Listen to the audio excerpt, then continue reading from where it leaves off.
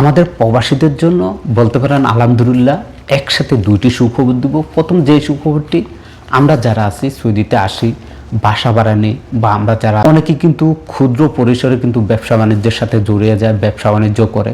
তো এই যে আপনারা দোকানপাট বাসা বাড়ি ভাড়া নেন, সেক্ষেত্রে আপনারা দেখা গেছে 2 মাস 3 মাস থাকার পর আপনার যে মালিক, সেই মালিক বলে যে বাসা ছেড়ে দেওয়ার জন্য। আবার দেখা গেছে দোকানপাট নিলে 4 মাস 5 মাস পরে বলে যে আপনাকে সেই দোকানটি ছেড়ে দিতে।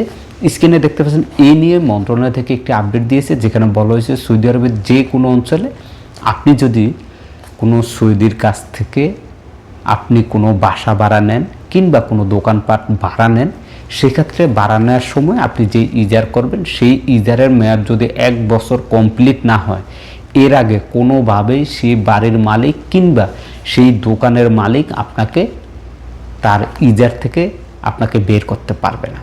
অর্থাৎ আমি যদি একবারে খোলামেলাভাবে আপনাদেরকে বলি, মনে করেন যে আপনি একটি দোকান ভাড়া নিয়েছেন, যেই দোকানটি আপনি 5 বছরের জন্য ভাড়া নিয়েছেন, কিন্তু অনেক সময় দেখা গেছে যে অনেক মালিক কোনো কারণে আপনার থেকেও অন্য কাউকে দিয়ে দেয়, আপনাকে ছেড়ে দিতে হয়।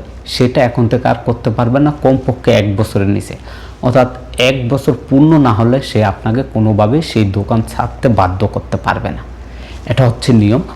দ্বিতীয় যে সুখবরটি, আমাদের অনেক প্রবাসীরা আছেন যারা পুঁজিবাজারে বিজনেস করেন বা নিজেদের ব্যবসা করেন বা ইনভেস্ট করেন বিভিন্ন জায়গায়, তাদের জন্য একটু সুখবর, যেটা এই মুহূর্তে স্ক্রিনে দেখতে পাচ্ছেন সৌদি মন্ত্রণালয় থেকে যে আপডেটটি দিয়েছে, যেখানে বলা হয়েছে যে 1 ফেব্রুয়ারি থেকে একেবারে নতুন একটি আইন কার্যকর হতে যাচ্ছে, যেখানে ক্ষুদ্র যে মার্কেটগুলো, ক্যাপিটাল মার্কেটগুলো, সেগুলো কিন্তু উন্মুক্ত করে দিয়েছে আপনার আমার সবার জন্য। এখন থেকে বিদেশিরা চাইলে নিজের ইচ্ছা মতো আপনি চাইলে আপনি ইনভেস্ট করতে পারবেন।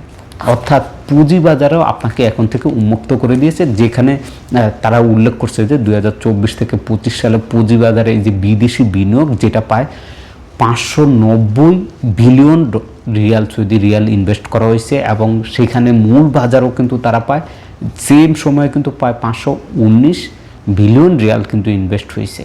তো এর ফলে কি, যেটা ছিল 2024 সালে তারা যে সূত্রটা বলছে যে ক্যাপিটাল মার্কেটে তাদের যে 498 মিলিয়ন রিয়াল ছিল, সেটা 2025-এ এসে প্রায় 590 বিলিয়নের যোগ হয়েছে। এর ধারাবাহিকতা তারা এই মার্কেটগুলোকে উন্মুক্ত করে দিয়েছে, যেখানে আপনারা পুঁজিবাজারে বা মূল বাজারে আপনারা চাইলে উদ্যোক্তা হতে পারেন কিংবা আপনারা সেখানে ইনভেস্ট করতে পারেন, যার কারণে সরকারের পক্ষ থেকে এই সুযোগটি আপনাদেরকে দিয়েছে।